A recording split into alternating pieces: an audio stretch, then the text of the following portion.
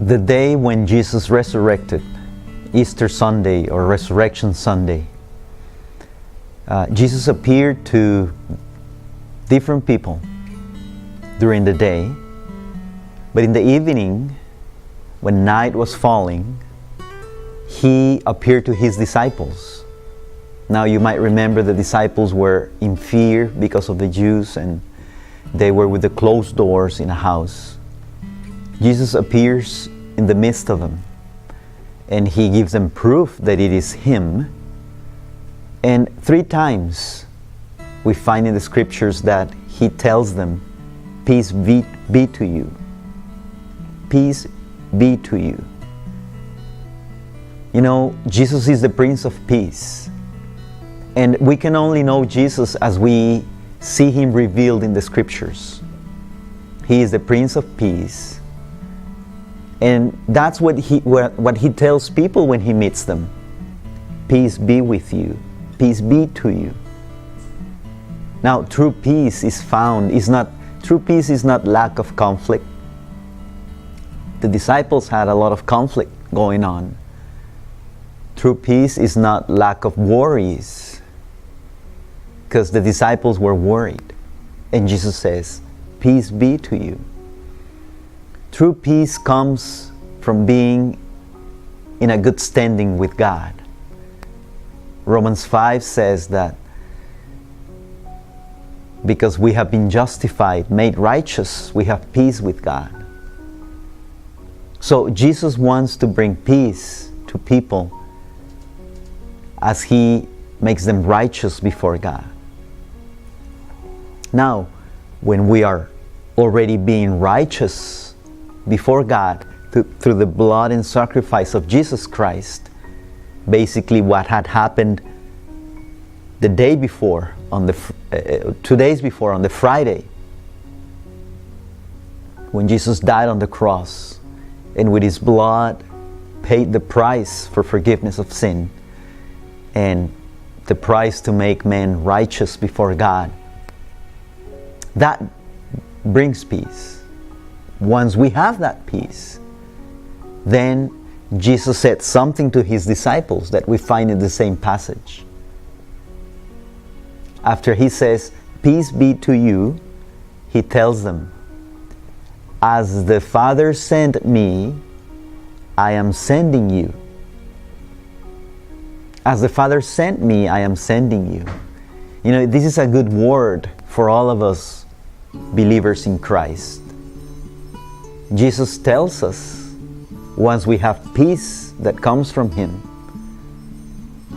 once we have the peace that comes from being righteous, being made righteous before God, He says, "As the Father sent me, I am sending you."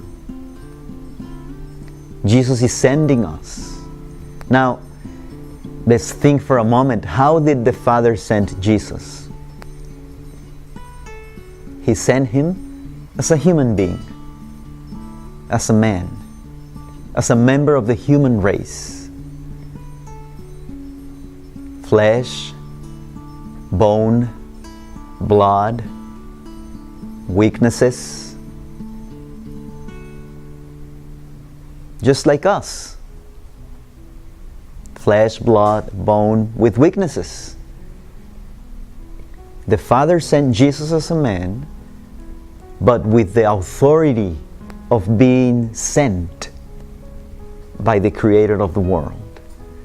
And Jesus sends us in the same way, as human beings with weaknesses, but with the authority that comes from the Creator of the world, that is sending us to preach the Word to all nations.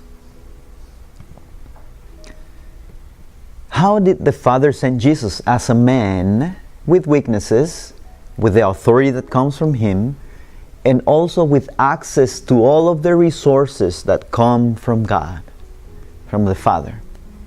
And that's the way Jesus sends us to all the world, to all the nations, to all the peoples, to all the tribes, as human beings, but with authority and with access to all of the resources of God, His wisdom, His grace, His power, His authority, His goodness, His love. And this is something that to think about.